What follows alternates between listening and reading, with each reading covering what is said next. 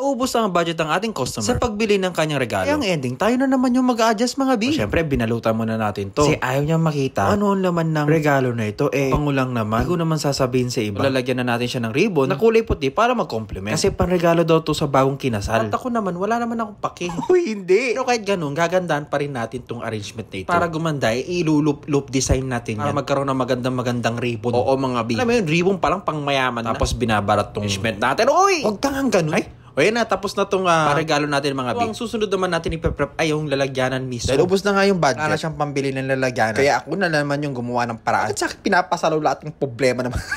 Reklamo na naman. Gagawin na natin ng paraan. Para hindi na gumastos na sobra itong customer natin. So, linagyan ko lang ng pansangkal na ganyan. Tapos gamit itong tape na yan. Siyempre, papaka-secure natin. Para hindi matanggal. Kasi nga, mabigat itong panregalo ni Badam. Kasi matanggal. O bakit balit ka mag-voice over kayo? Wala lang self. Bakit ba self?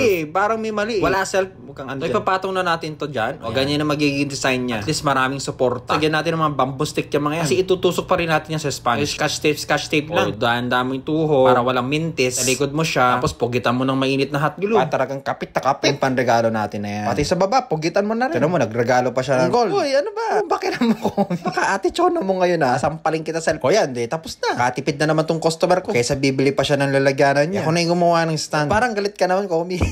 Wala lang. Sige na nga, lagyan ko pa nga ng sponge dito. Para lang gumanda. So ito na mga B. Dadala ko na to yung mga bulaklak. Sinabi ko sa customer, hindi lahat yan lalagay Ang taray mo ngayon. Hindi kasi baka isipin niya ilagay ko lahat. Maglagay na tayo ng leather pearls para matakpan mga chismis na yan. Para konti lang yung bulaklak nilagay natin. Malaki kasi syempre lang ginawa ko. Wala tayong magagawa. Lagay na natin itong mga... Syempre gumamit tayo ng white roses. Nga daw, pangkasal nga daw ito. Tapos wala naman tayo pakialam doon.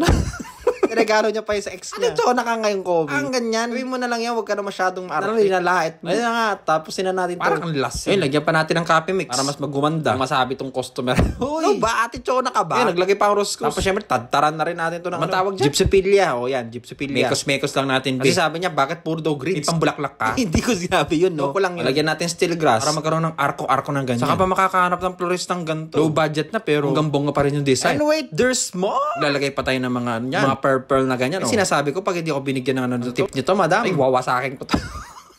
Taray mo. Tap ka na, Komi. Kasi mo na yung paglalagay mo ng lulo na mas maging maganda tsaka matuwa yung customer mo. Maganda ka, paso-paso pa ako dito. Kakalagay ng lulo. Naman ako bibigyan ng tip. Hindi man. Huwag lagin mga B. O, ito na nga mga B. Tapos ng ating arrangement. Nagandaan naman yung customer natin. Sabi niya, kahit na malit na budget lang daw, kaya kong pagandahin. Sabi ko, nasaan yung tip ko? Sa isip ko lang yun. Wala, hindi ako binigyan ng tip. Mga B, nagandaan ba kayo? Kung nagandaan kayo mga B, comment down below. Siyempre, wag nyo din kakalimutan i-share ang video na ito. Kasi ang ganda-ganda naman talaga. Yung mga lulu pang ganyan. Lulu, pearl to pearl. Kung anong makinita nyo, baka kayo manalo ng Gcash. Share nyo na. Follow na rin kayo pag di pa kayo nakapollow. Sinasabi ko sa inyo. Gigil niya ako.